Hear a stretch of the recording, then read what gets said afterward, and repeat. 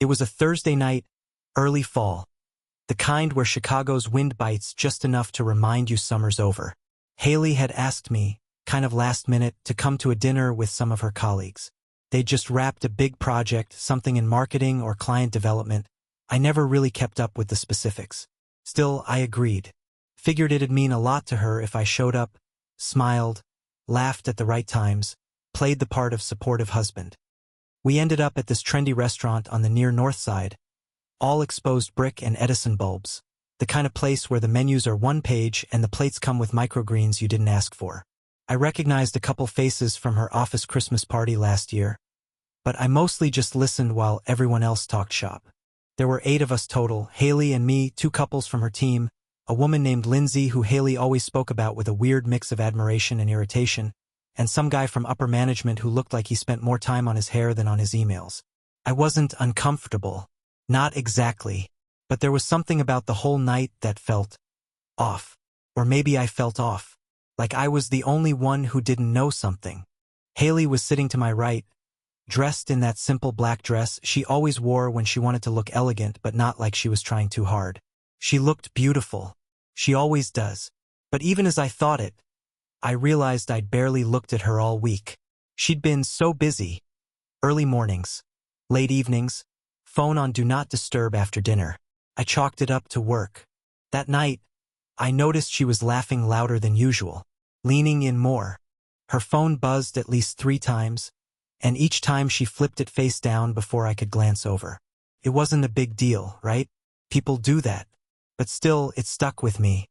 The food arrived, and the wine started flowing. Everyone relaxed a little, conversations blending into one another.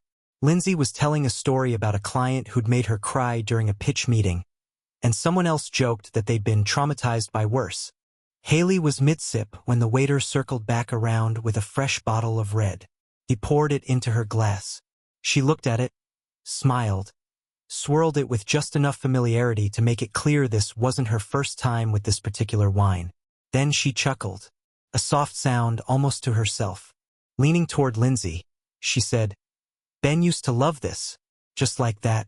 5 words. At first, I didn't even process it.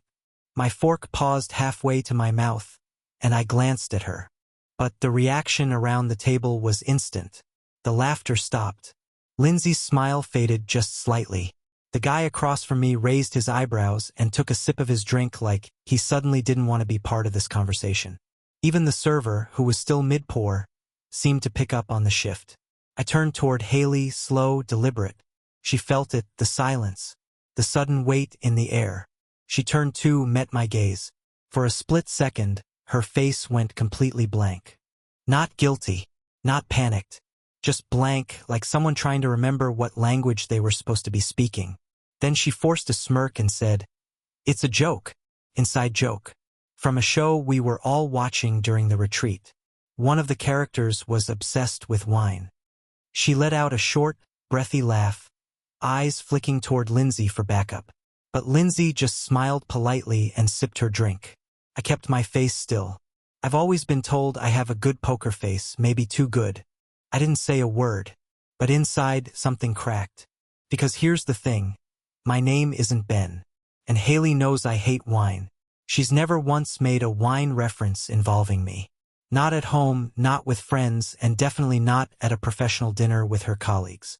I tried to play it cool, let the moment pass, but I couldn't stop staring at her. The way her hand gripped the stem of the glass a little tighter.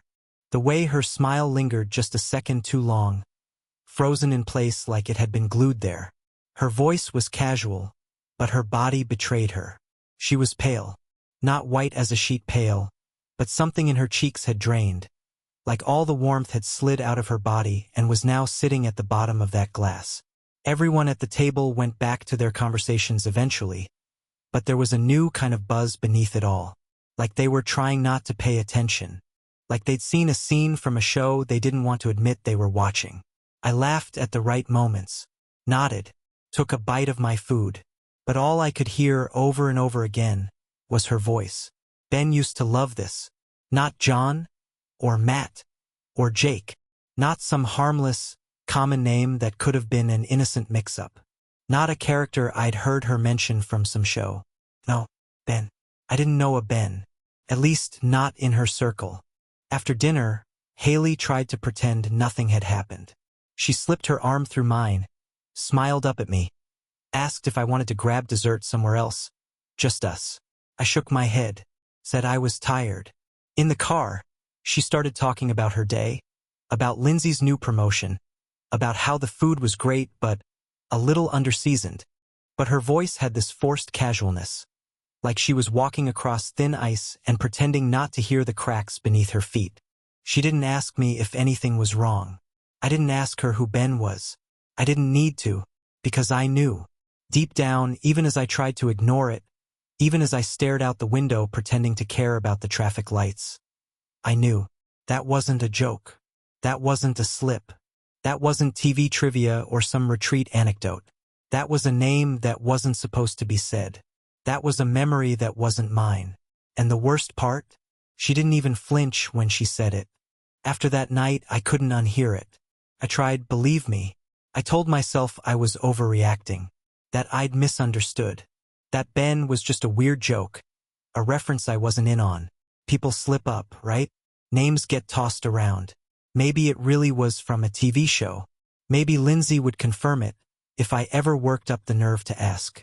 But no matter how many rationalizations I built up, they crumbled the second I looked at her.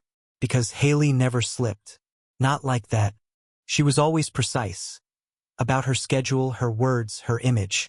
She was one of those people who triple-checked text messages before sending them. So for her to let that name fall out, casually, mid-laugh, mid-sip, without even realizing it, it wasn't a mistake. And once you start doubting someone like that, you can't stop. You start rewriting everything. The past 6 months became a minefield in my mind. Every little moment loaded with suspicion. I started noticing things I'd ignored before, like how she suddenly became protective of her phone. She used to leave it lying around on the counter while we made dinner, or in the bathroom while she showered. Lately, it was glued to her hand. If she wasn't using it, it was face down. Notifications hidden. The kind of behavior you don't register until it becomes obvious. Like walking into a room and realizing all the furniture's been moved half an inch. She'd pick it up when it buzzed, glance at it, lock the screen immediately. Once, I saw her smile at something, just a little smirk, and then, quick as a flash, she caught me watching and the screen was off before I could blink. Work stuff, she said, like that explained everything. Work used to bore her. Then there were the gym sessions. Haley used to joke that treadmills were her version of hell. But around midsummer, she signed up for a membership at this upscale gym in the West Loop. For the sauna and the yoga classes, she claimed. At first it seemed harmless. Maybe she wanted to feel better about herself. I supported it, encouraged it even. But soon it wasn't just yoga. It was weight training. Evening classes that conveniently stretched 2 hours with networking drinks after. She'd come home flushed, energized, always with some story about how her trainer was pushing her hard, or how she finally cracked a difficult pose. I didn't question it. Not when she started dressing differently either. She'd always been stylish, but something changed. More crop tops, more effort on days when there was supposedly no reason. Lingerie I never saw again after it arrived in the mail. It's for me, she said, laughing when I asked. You don't need to see everything. Even that I let slide. We all evolve, right? But then there was the cologne. That was the moment, weeks before the dinner, that should have snapped me out of it. She came home late one night, said she was helping a colleague prep for a presentation. I believed her, mostly. But when she leaned over to kiss me hello, my nose twitched. It wasn't her perfume. It was his. Not a name. Not a face. Just a presence, something male, something unfamiliar. Musky. Slightly sweet. Something I'd never worn. Something that didn't belong on my wife. She pulled away fast when I lingered, then smiled like she hadn't noticed. I'm gonna shower, she said. I feel gross. And I didn't say anything. I didn't press. I told myself she brushed up against someone in an elevator, or hugged a coworker goodbye. I told myself it was harmless. Now I look back, and I hate how passive I was. How easily I gave her the benefit of the doubt. Not because she didn't deserve trust, but because she was dismantling mine without even blinking. It wasn't just the physical stuff either. It was in the way she talked. The language shifted. She started saying things like, "I think we both need space sometimes," or, "We should be okay with being a little more independent." She said it like she was being wise, modern, progressive. But what she was really doing was preloading the excuses, setting the stage. She said she was going to visit her mom one weekend, out of town just 2 days, and came back with a sunburn she couldn't explain. Her mom's house is surrounded by trees. "I sat out on the deck," she said, rubbing her shoulder. Didn't realize it was that strong. There were no pictures, no phone calls with her mom, just a vague story and a tired smile. I nodded, told her I hoped she had a good time. I didn't ask questions. I wasn't ready for answers. One night, she left her laptop open on the couch, just for a second, long enough for the screen to flash with a name I didn't recognize. A message popped up in the corner of her email. "Thanks again for tonight. I needed that." No signature. Just a name, B. She swiped it away before I could even register what I'd seen. When I asked her who it was, she didn't even blink. "Bridget," she said. "From accounting. She's going through a divorce." She looked me straight in the eye. I believed her, or pretended to, but after that, the threads started to unravel faster. She stopped wearing her wedding ring to the gym. I noticed it in a photo she posted on her Instagram story. Just a quick mirror *T of her sneakers and yoga mat, but her left hand was visible, ringless. I commented on it jokingly. "Forgot something important there?" She left the message on read for hours. When she finally replied, it was a laughing emoji and didn't want to lose it during deadlifts faced with tears of joy.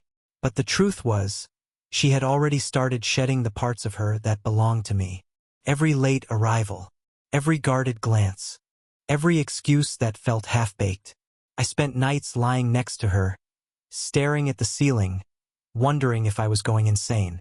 If I was becoming one of those husbands, jealous, paranoid, suffocating. I wanted to believe I was wrong, but deep down I knew I wasn't. The night after the dinner, I couldn't sleep. I kept replaying it, her laugh, the name, the silence at the table. I thought about how pale she went, how fast she backtracked, how Lindsay didn't laugh either. That's what hit me the hardest, maybe. Lindsay didn't even try to help her play it off. I stared at the ceiling while she slept beside me, breathing deep and even like nothing had changed, like her world was perfectly intact. Mine wasn't.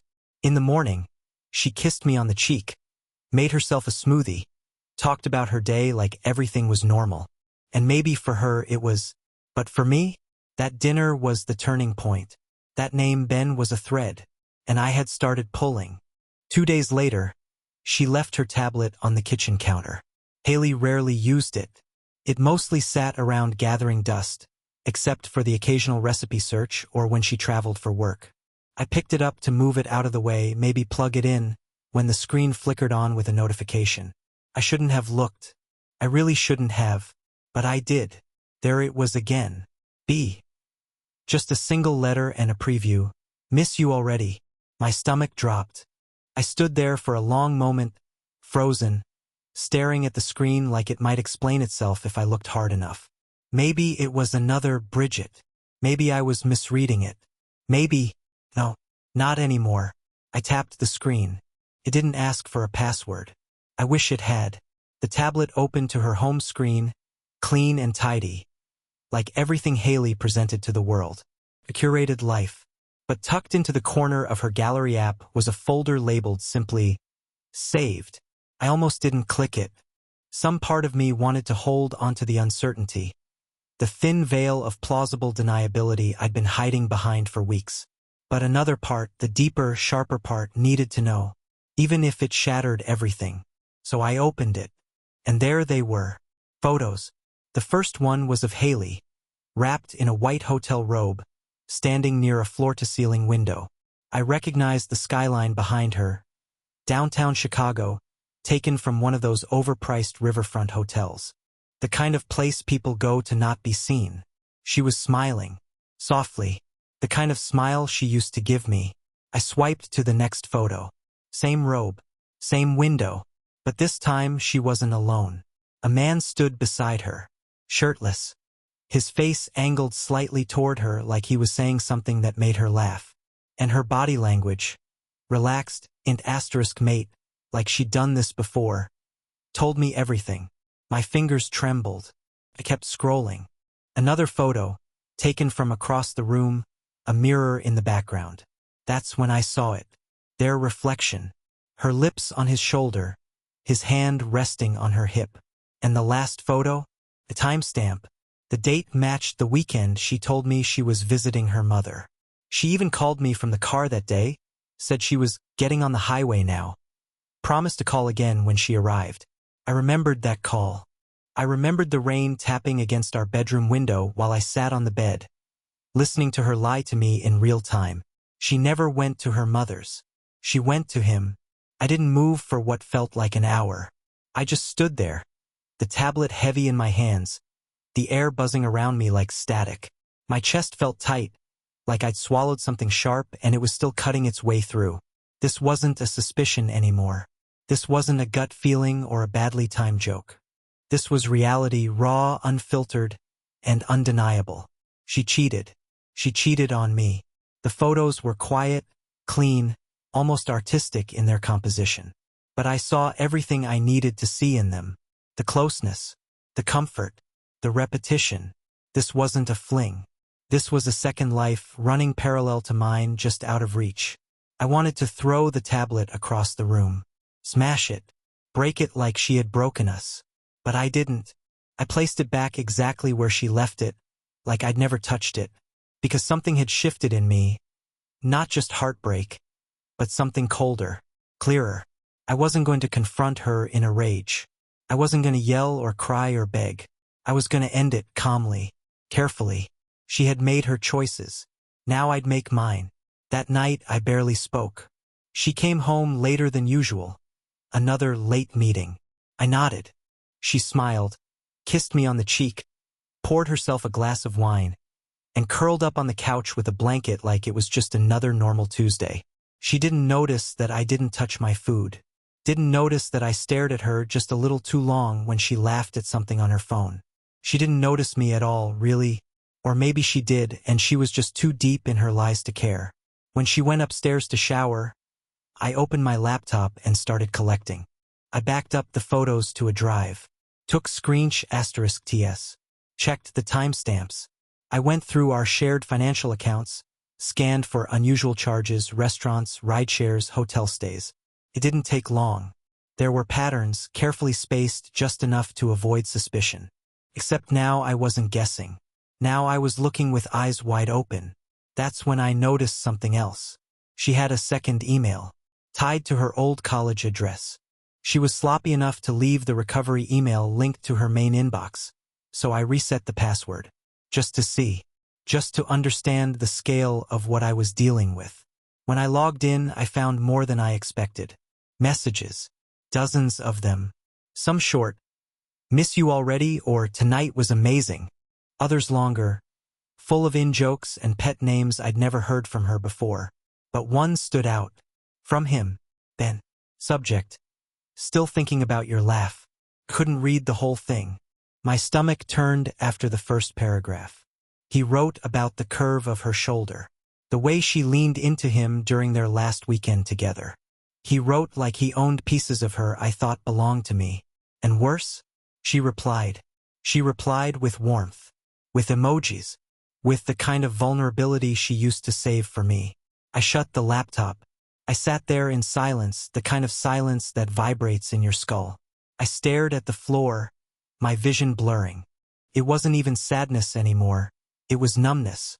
Like my brain was trying to disconnect from the reality of it just long enough to let me survive the night.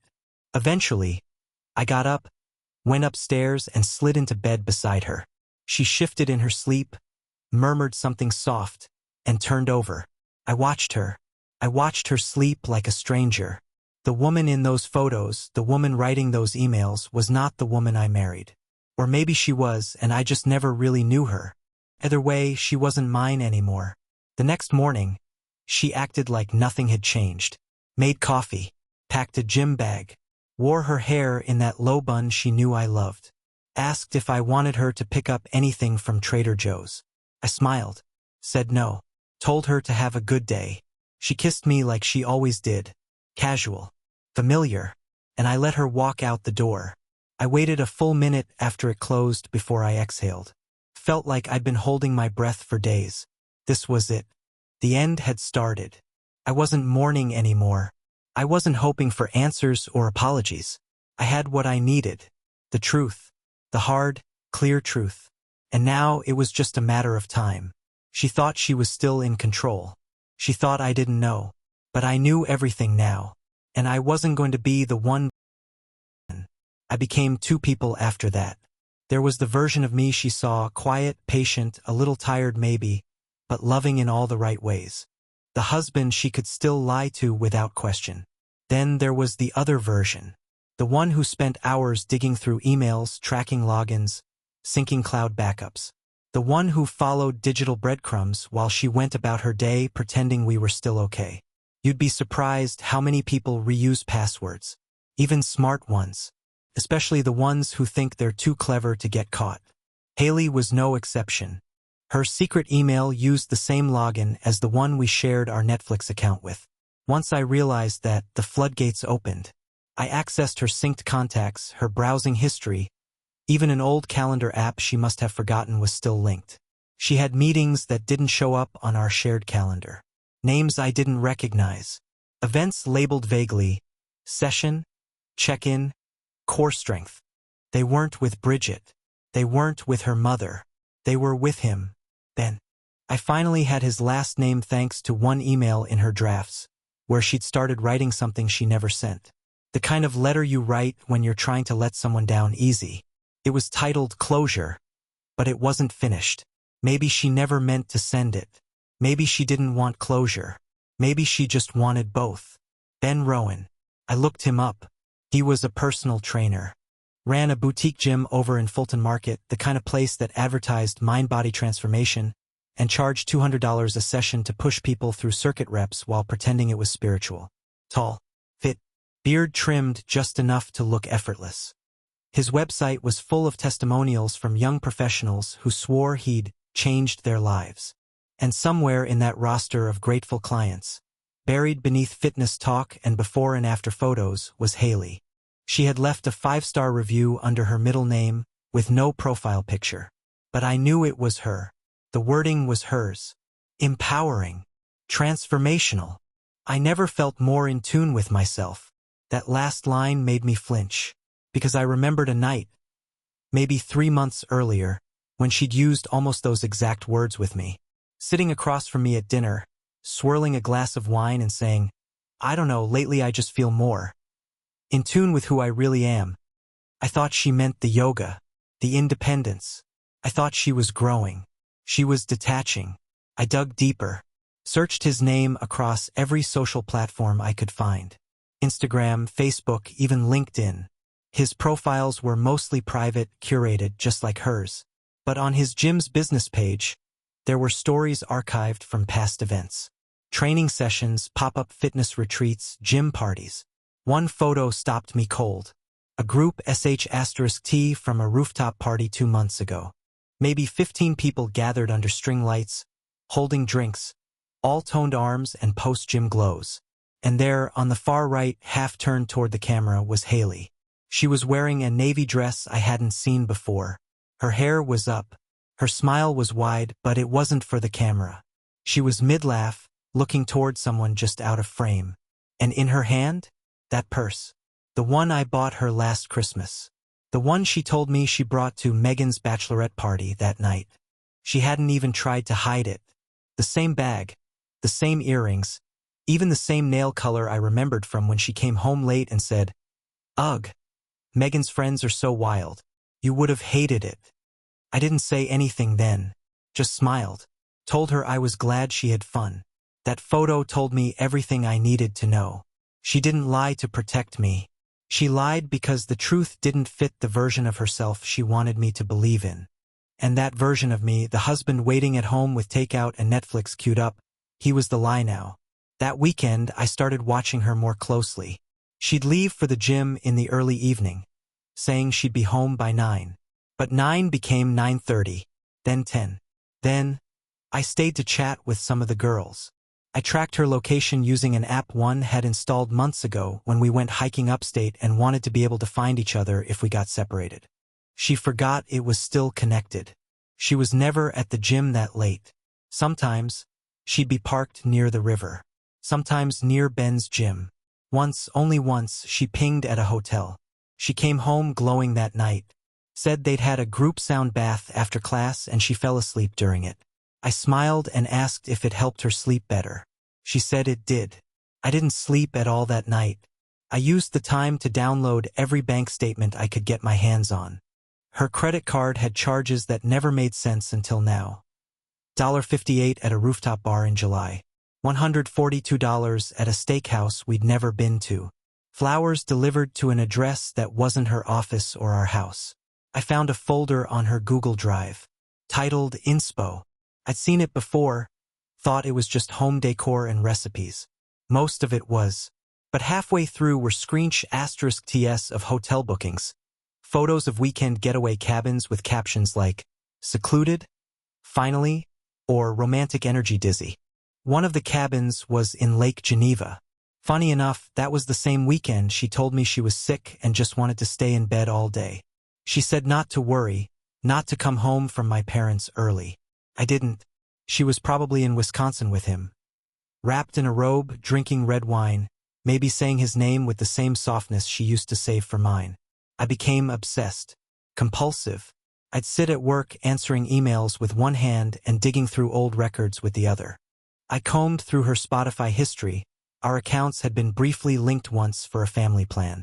He made her a playlist. I found it under an anonymous profile called B.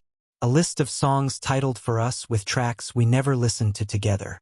The first song on the list, The Night We Met, gutted me. I played it once. Couldn't finish it. Couldn't unhear it. Every piece I uncovered fit too neatly. Every lie she'd told lined up perfectly with his life. This wasn't some impulse. This wasn't a one-night mistake. It was a pattern, a routine, a second life I wasn't part of. And the worst part? She was good at it. So good that if it weren't for one slip, a single name uttered at the wrong time, I'd still be in the dark. I started planning my exit. Not out of rage. Not even heartbreak. By now, the heartbreak had calcified into something dull and heavy. What I wanted wasn't revenge. I wanted clarity. I wanted control over the story she thought she was writing without me. I opened a private folder on my own drive and started storing everything. *TS. Emails. Location pings. Expense reports. I backed up every photo I found, especially the ones she tried to delete. She hadn't cleared her recently deleted album. A rookie mistake. I even copied down some of their texts, not because I needed more proof, but because I wanted to understand how easily she replaced me. They weren't just romantic. They were ordinary. Ben asked how her day went. She told him about meetings, about a new dress she tried on, about what wine to pair with grilled salmon. They were building something, not a fling, a life, and I was the shadow at the edge of it, the ghost of the man she pretended to still love. But not for much longer. The day before everything changed, I sat across from her at dinner. She had made pasta, lit candles, played music. She laughed when I told a story from work, leaned forward, touched my hand. I watched her smile, and I realized I didn't know her anymore. She looked like my wife, sounded like my wife, but she belonged to someone else. I wasn't angry. I wasn't afraid. I was ready. The moment I stopped waiting for her to explain herself, something inside me shifted. I used to hope she'd come clean, sit across from me with trembling hands and a cracking voice and say the words I already knew. I imagined it over and over again. How she might confess in tears, blame the loneliness, the distance, maybe even beg for forgiveness. But she never did. She kept playing house, kept laughing when I told stories, kept texting, just checking in, smiley face, when I stayed late at work. So I stopped waiting. I stopped being her husband in every way but name, and I started preparing. Divorce wasn't a word I said out loud yet. Not to her. Not to myself, even. It sat in my mind like a sealed envelope. Heavy, silent, final. But I was already moving like a man who knew where this was going. The first thing I did was separate the finances. Quietly, we had a joint account like most couples do. Bills, groceries, car payments. I didn't touch that, but I opened a new account under my name, rerouted my direct deposit, pulled out a chunk of savings while I still legally could. She didn't notice, or maybe she did, but assumed it was a budgeting glitch. I made a copy of every bank statement from the last year. Credit card charges, Venmo payments, Uber rides at odd hours from neighborhoods that didn't match her story. I created a folder, hidden, encrypted, and started saving everything. I scanned in the photos, not just the ones I found on her tablet, but others I recovered through linked devices she never properly unlinked. Haley always loved technology, but never truly understood it. Her cloud was riddled with forgotten data, location metadata, synced images, even calendar alerts she thought she'd deleted. There were messages, too. I documented each one. *TS, screen recordings, exports of chat logs where possible. Not because I needed a courtroom arsenal. I wasn't planning to drag her through some bitter legal war. But I needed to see the whole picture. I needed to understand the scope of her betrayal so I could finally stop blaming myself for not catching it sooner. Because I had blamed myself. For months, I thought maybe I was too distracted, too wrapped up in work, too comfortable in the quiet rhythm of our routine. I thought maybe I'd stopped paying attention to her. That maybe, if I had just noticed sooner, been more romantic, more present, more whatever, none of this would have happened. But now I saw it clearly. Her choices weren't about my flaws. They were about her escape. And she didn't want to be saved. So I stopped trying. I started tracking her movements. Not obsessively, just enough. I used the location-sharing app she forgot I had access to. I took note of patterns. When she said she was going to the gym, I checked. When she said she was with coworkers, I looked. Most of the time, she lied. She had a favorite place. A small boutique hotel in River North. I saw the address pop up twice in 1 week. Once on a weeknight. Once on a Saturday when she said she was helping Megan move. I matched it with a charge on her credit card from a wine delivery service that same night. There were no moving boxes. Just a rendezvous. And still, she came home smiling. Called me babe. Asked if I wanted to go see a movie that weekend. I said yes. Of course I did. I had to keep the act alive. By that point, I was documenting everything. I kept a digital log. Date, time, lie, truth. I made backups on flash drives. One I kept in my desk at work. Another I hid in the trunk of my car. I wasn't paranoid, I was just done being blind. I even started recording some of our conversations. Felt wrong at first. Like crossing a line I never thought I'd toe. But the first time I played one back, something inside me hardened.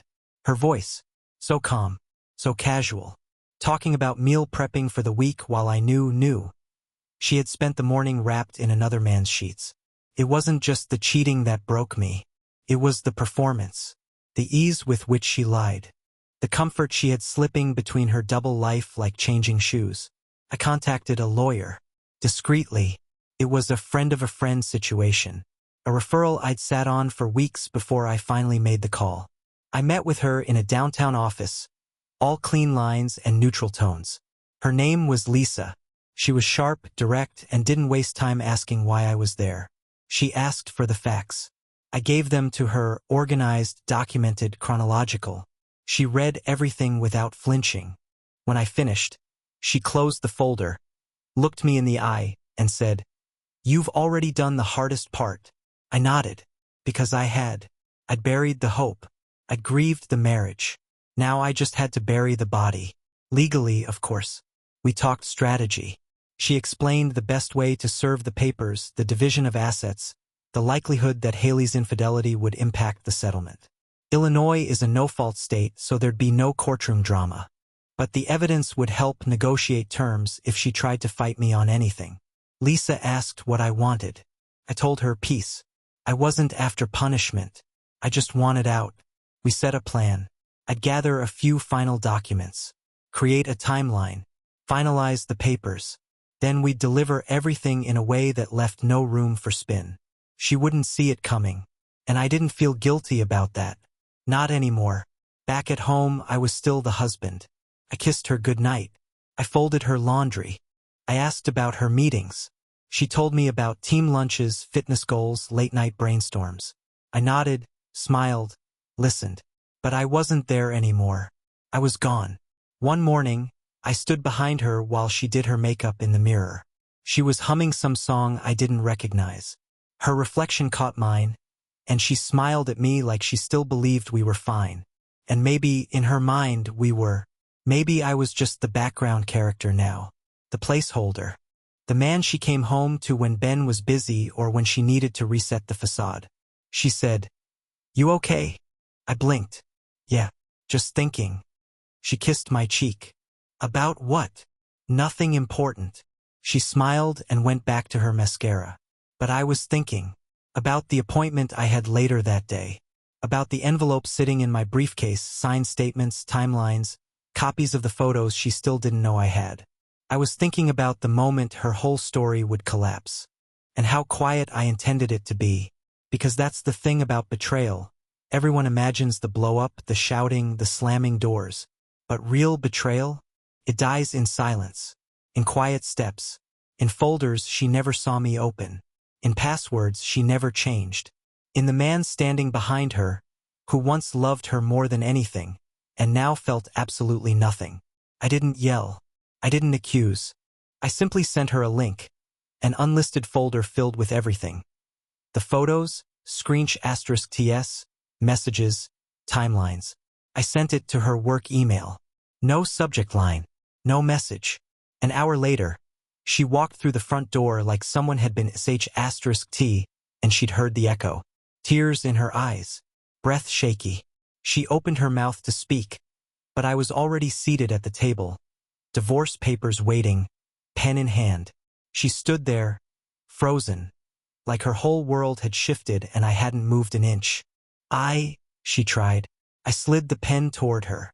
"There's nothing left to say." She signed in silence. For the first time in months, the performance was over. A week later, I stood at the lake where we spent our honeymoon. The divorce papers were in my hands, signed, final. She'd requested to remove my last name. I said no. Not because I wanted her to keep it, but because she didn't get to erase me like that. I was part of her story, whether she liked it or not. I burned the papers in a small fire near the shore.